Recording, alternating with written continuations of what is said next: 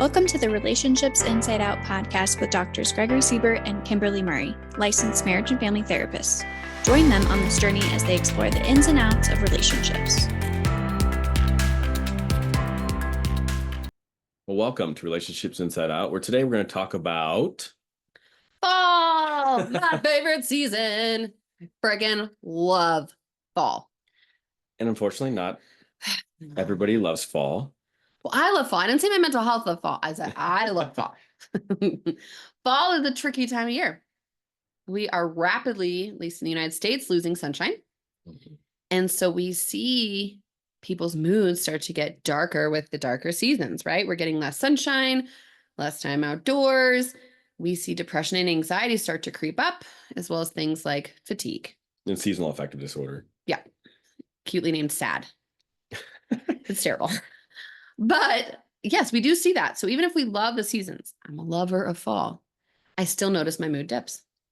Yeah. And it makes sense. Less serotonin because of less sunlight. And the further you're away from the equator, right? It impacts us more. This can be a tough time for a lot of people. And maybe it's due to seasons. Maybe it's due to other, previous trauma or history around this time of year. But there are some things we can do to help change or shift this mood, or because we know it's coming upon us. We know. It happens every season for us potentially, for whatever reason. So there are things that we can be aware of and things we can do to help get us through the gray, I call it. Mm-hmm. And it starts somewhere typically around that like September, October, and doesn't usually lift until February, March. Some people it's as late as May. Yeah. And it probably depends on too, like when I was living in living in Chicago, it was winter for all those months. In Colorado, it snows, maybe like it melts the next couple of days. You get some sunshine. We both lived in Florida and they don't have winter. So you're just like, that's its own beast, by the way. Not having seasons to me was worse for me than the ebb and flow of seasons. Well, it's fascinating because where there's no seasons, people don't get that spike, right? Yeah. When spring comes, they don't experience hit of joy. That hit. Yeah. So it's just kind of like this, it's hotter. Like those are the seasons. And so for me, like that's pretty melancholy. It's just the same. It's like, right. It's just the same. There's no difference or variability. And some people really love that variability. And some people really love being hot all the time. I'm a raging bitch in the heat. So I do not do good with wasn't wet good. Heat. Dry heat? Okay. Wet heat? No. But okay, back to fall, as I just dogged on Florida. Sorry, Florida peeps. Fall can be a really good season. Some people love it, some people don't. But what do we do with it? So if we know it's coming, you might start plan for it. You might start already experiencing like being lethargic or low libido, maybe some hopelessness. And I think an important thing to consider here is this stuff is normal. Nothing's wrong with you. Truth. This is happening. So that's one thing to consider is just accepting the fact like this is just a normal part for a lot of us around this time, largely because of the sunlight. Mm-hmm. And how do we plan for it? If you notice, the last few seasons, it's been harder for you mood-wise, plan for it, right? You can plan preemptively in July and August to get yourself ready for it. I liken people, and if you've listened to this podcast, you've heard me say it before, I liken humans to animals because we are an animal, right? And in some ways, our bodies begin to hibernate much like a bear. Mm-hmm. Do we get to sleep for 4 to 6 months? No, that would be lovely. We'd lose our jobs. Oh my God, it sounds so lovely though. But we know our metabolism slows down, our sex drive slows down. A lot of pieces in our body slow down with winter. Yeah. So there's this hibernation effect. But if I know fall's gonna be hard, what can I do about it? First thing I talk to people about is, and this is not necessarily the first thing, but if you're on a psychotropic, a mental health medication, maybe you bump it up for the fall or winter months. Mm-hmm. Maybe you don't even take one at all during summer and spring. And then you just take one for fall or winter. You can do that. So that is one option. Yeah. Again, I shouldn't have said first, but that is one option out there. There are medication supports for this if it's really distressing for you. A big one, non-pharmacological, would be behavioral. Yeah. And scheduling activities. And I specifically say schedule because we don't do them if we don't schedule them. And sometimes we schedule them and don't do them, but we're more likely to schedule them. And it's important because we want to engage in things, especially like socializing. We want to do everything opposite that maybe feeling down or depressed wants us to do, which is like isolate, stay home, not do anything, keep the windows drawn. So on days that are sunny, open your damn windows, let the light in, Go go outside. outside. Bundle up if you have to. Go outside. Go outside. Scheduling like something with a group outside, whether that's a book club or that's some sports or something where you're socializing that gets you out. And I like when you schedule activities that involve other people that rely on you because there's accountability. Absolutely. Like going to the gym by myself. Yeah, I'm going to skip today. I'd rather football's on or whatever. Yeah, I'd rather eat some food. That's much better. And we hear people with summers, right? Their summers are packed. They've got all these social activities. And then they get to winter and they plan nothing. So in our line of work, a lot of us see huge dips in the summer because people start feeling better. They do. Well, they're busier. But what else is happening? They're planning activities, they're going out, they're doing things. Why not in the winter? They might not be in winter sports or something, but finding something, bowling, that's indoors. You can even puzzle. You can have friend dinners. You can go visit a cabin in the woods. I don't care what you do. Yeah. Get out of your four walls. Cannot recommend that enough. I mean, there's literally a meme where there's this little person standing in front of a tidal wave, and the little person says therapist, and the wave says cancellations for the summer. Especially with like adults, because we feel better, right? I mean, well, one, there's more sun, and we're also doing more stuff. So how do we harness what we can from the summer? Yes. So with the doing more stuff, plan that. Now the sun, get outside and get outside. But in the case it is cold and you don't want to go outside and still the sun isn't as intense, there's this wonderful thing called a happy light. Light therapy. Yes. Yeah. So Happy Light is by Verilux. It is one brand of, I'm sure, a million. It is one of the only ones that's actually empirically studied. Are they paying you for this or? Yes. Hashtag sponsorship. You have to claim that. But I use one myself, right? But it's one of the ones that's empirically studied. Not all light therapy lights are actually studied. So please do your research. But it gives you UV just like the sun. So you're not going to sit in front of it all day because it's not good for your skin, folks. But it can be really impactful at combating what is seasonal affective disorder and giving us some of that light. So for me, I turn it on a half an hour in the morning, half an hour about the afternoon while I'm sitting with clients. You don't look at it just like you don't look at the sun. So it just sits on you like a lamp for half an hour. It doesn't take much, and that can be incredibly impactful at combating seasonal affective disorder. Do you have clients who are like, why are you so bright today? What can I say? I'm glowing. No, I tell everyone about this because it seems hokey, and yet there's research to support it. There's anecdotal support, mine included, and it's really helpful. And it's something small, right? You can have it on you while you're watching TV. You can find one used on Facebook Marketplace if it's too expensive. Again, check that it is actually safe because there are knockoffs that are not always safe. But I feel that's a pretty simple. Easy. Yeah.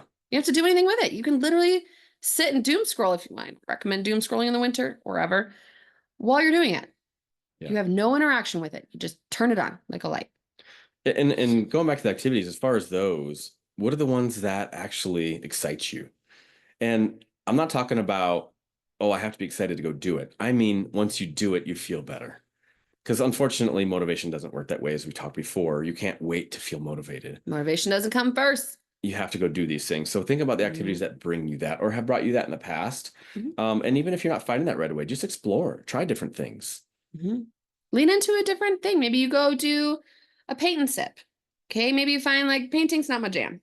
All right, pivot, go axe throwing. Right? There are so many options to get you out of your four walls. In some, like one of my couples, they just rescheduled like an event that they can look forward to now every year around that time. So instead of it being nothing and there's kind of like, okay, because they don't celebrate some of the holidays, they created their own little staple kind of moment of the year that they look forward to now. So even if it's that, create your own event, whatever that looks like, that you can prepare for and look forward to and build around. I've mentioned this before, but with travel, I always tell people, obviously this is a privileged statement and I recognize it as I'm saying it, but if you can, before you take any trip, plan another trip after it. Why? Because the brain likes to look forward to something. So if I take a trip and then it's over and I have nothing else planned, it can feel really doomy of, well, shit, there goes my whole break. And I'm never taking a break ever again in my life. The monotony. But if I can say like, gosh, that was a really good trip. Oh, I can't wait for that other trip that's in 5 months or whatever. Even if it's something small, or I can't wait for that overnight in Denver or whatever. Yeah.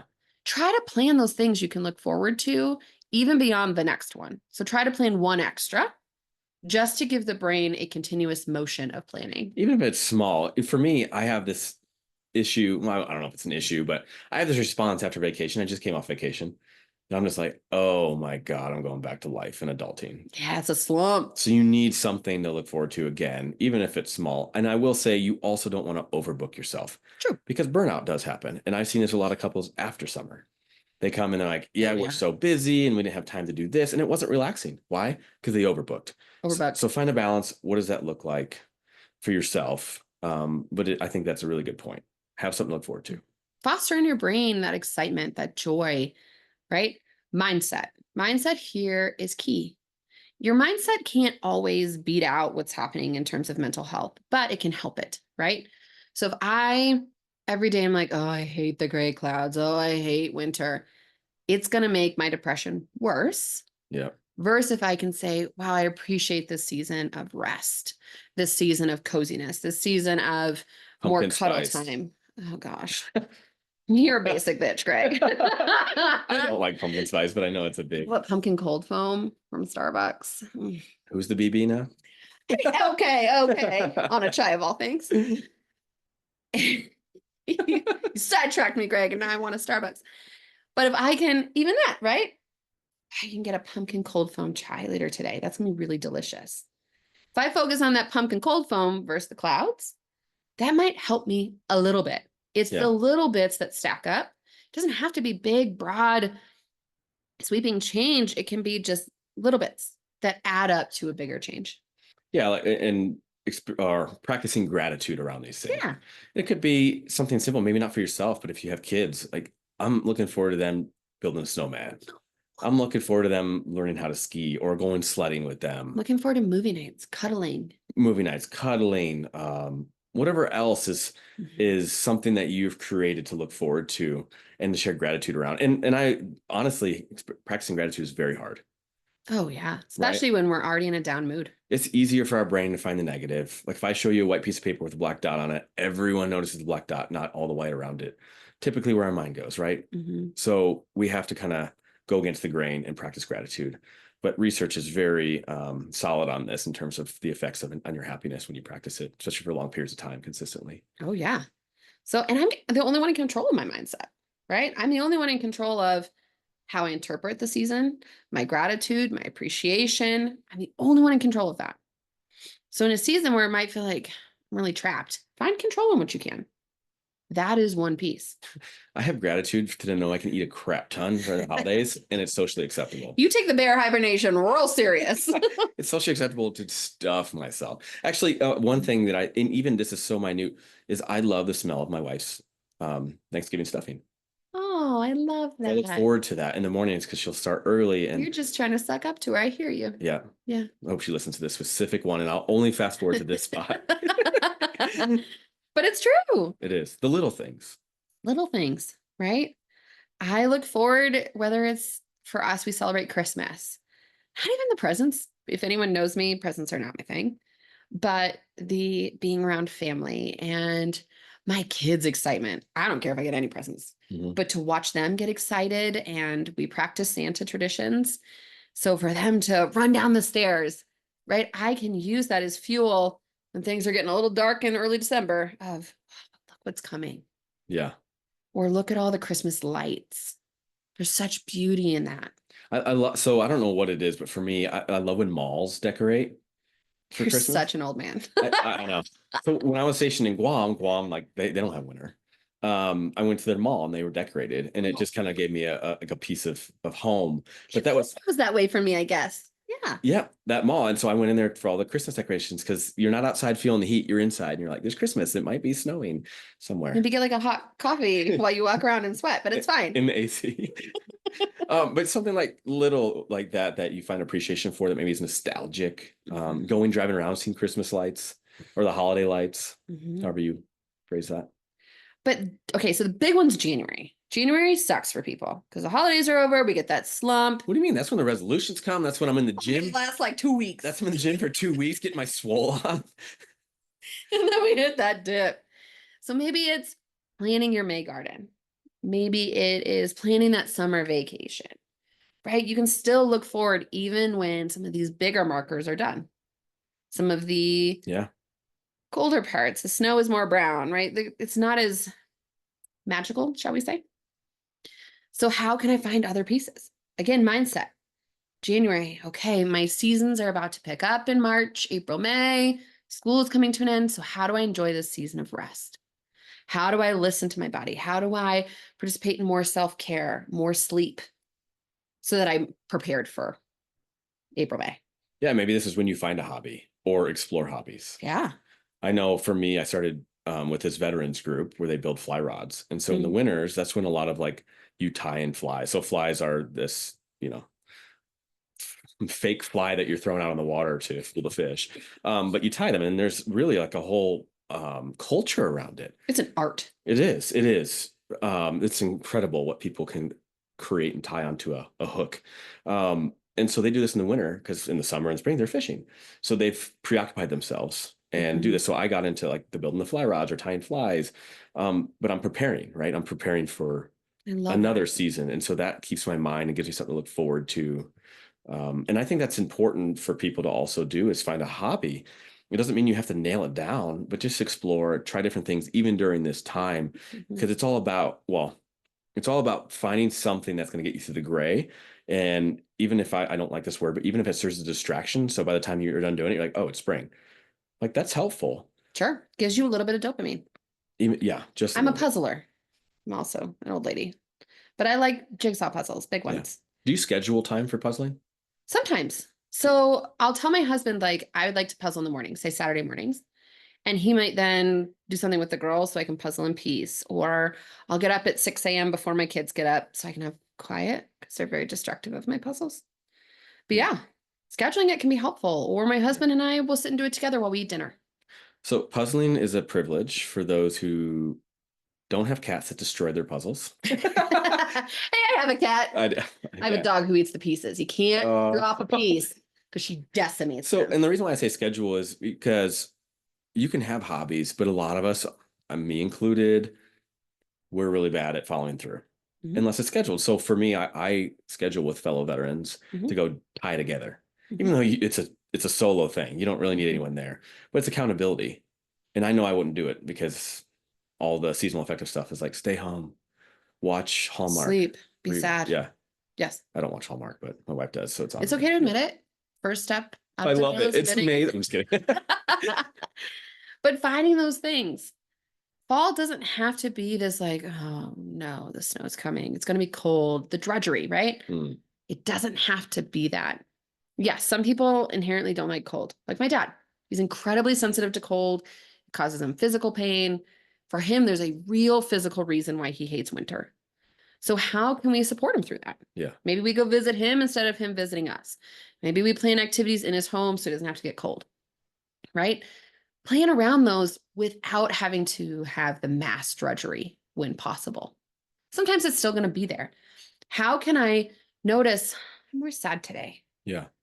And have that be something I am curious about, explore rather than judge myself for, rather than try to push away, right? I liken it to a Chinese finger trap. The more you resist depression, loneliness, sadness, anxiety, the harder it is to get out of. You have to lean in, not lean out. And part of leaning in for me is the community does a lot of festivals and things around this time. Like some people actually plan vacations for fall. They actually will go travel to see fall colors in different places. I'm one of them. So if they're privileged, 2 weeks. Yeah. So, and that's another way of how do I embrace it and just go? And if you appreciate it, like I love the fall color drive, especially we're in Colorado. We have the privilege of beautiful mountain backdrops to these colors. We don't have a lot of color variation, but like the Northeast. Yeah, truth. But finding things that are happening in the community, I think, is also important. Like you and I went with our families to a lighting ceremony. It was last year, I think, or the year before. Yep. So planning those, right? I'm a homebody in the winter. I know you are. So we're going to hold each other accountable to go to this lighting ceremony. Yeah, and the community, I feel like people, depending on where you're at, and if you have the privilege of a community doing something, is they intentionally put these things on because they're humans too, and they're in the gray. Truth. And a lot of it has to be revolved around the seasons, like Oktoberfest for people who are into drinking beer. Lighting ceremonies for what's the Christmas. Kris Kringle? The Kris Kringle Market. That's in Chicago. Or they have some one here too. Yeah. Mm-hmm. But markets that have, beautiful stuff that people have built, and there's trains around here. So like for us, the Georgetown Loop is a train, and they do the what's it called? The Express. It's a book. Anyway, Holiday Express kind of a book. Polar Express. Polar Express. Yeah. And you don't know that? Oh my gosh. You guys are allowed to comment and judge her. Now you made me cough. But doing things like that, right? It lights my kids up to go in their jammies and have milk and cookies on a train. Yeah. And as we're talking, we're obviously, what we do is influenced by our own culture. True. So understand what look for your culture. What do they do? What's happening around this time that you might not normally do? Is there any events happening? What's happening in the community? What are people from your culture doing at this time that you might be able to tap into? So of course, all the ideas that we have are very limited to our culture. And as we're moving into winter, other cultures are moving into summer. So that's not lost on us either, right? So you may choose to listen to this episode 6 months from now. I find it so fascinating. I always forget about this. So there'll be like fellow veterans who will go travel to South America in our winter to fly fishing. Like, you're fly fishing it's summer down there. Like, yep, you can judge him now. That's a true snowbird though, right? Truth. But that's brilliant. That's and it doesn't always have to cost money, right? So much of what we're suggesting is privileged by income.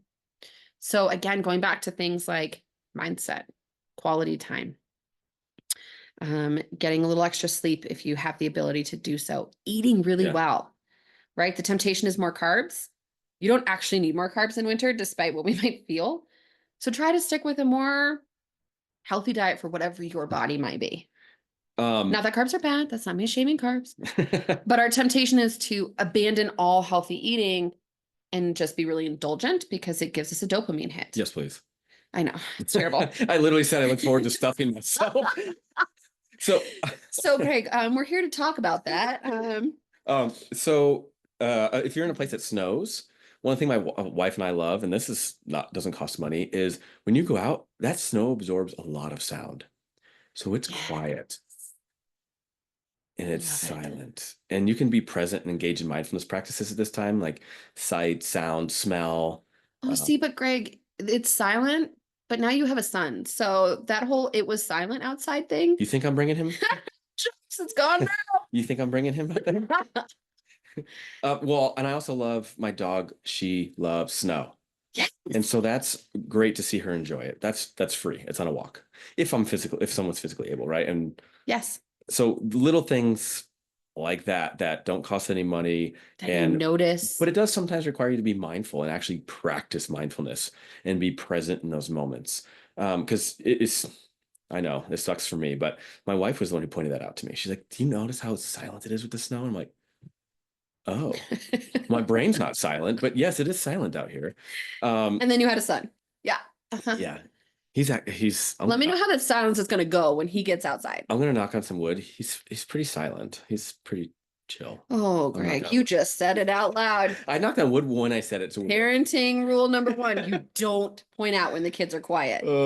I know. Because it's either going to change or it means someone's killing someone. So you can't do that, Greg. No. But at the core, right? At the core of what we're saying is seasonal affective disorder. It's actually fairly common, meaning it impacts the greater majority of the population, not a small amount. And there's so many tools. Unreported, right? Yes. Because the reported amount's not, but there's a lot. There's a lot. And people don't know to identify it as such, right? We identify it as it's just winter. Even as we talk about winter. Like winter blues. Yes. But there's a real word for it, right? So thinking about what are you doing for self-care? What are you doing to get your dopamine or happy juices flowing, endorphins flowing? If these things that we've talked about aren't enough, again, the psychotropics are there, mental health medications. I shouldn't have started with that, by the If way. you believe in those, right? Right. Yeah. But that is an option that is there for some people, right? If it feels, because for some people, seasonal affective disorder can be debilitating. Yeah. It doesn't have to be. It doesn't have to be that every year for 4 to 6 months you feel miserable. There are options to you, right? And same with a therapist. I mean, maybe you don't take medication, but maybe you go see a therapist that can help you be accountable and give you skills and kind of work with you to kind of create a plan that you can have through the winter and then be alongside you through that process if you're able. Exercise. We know that exercise can be just as effective for psychotropics for many people. So exercise. Maybe get a treadmill at home. Go to a gym. A lot of food on the holidays can also feel good. Taylor's stuffing. Yeah. It's going to be a good tool. But there are lots of tools so you don't have to suffer. Key, don't have to suffer. We do have some control in this. Even if it doesn't feel like it, right? There are tools, use them. Well, this has been another episode of Relationships Inside Out, where today we talked about fall and winter and seasonal affective disorder and what's coming, at least for where we are in our world. As always, if anyone has any questions, topic suggestions, please feel free to email us at relationshipsinsideout@gmail.com. Thanks so much. Thank you.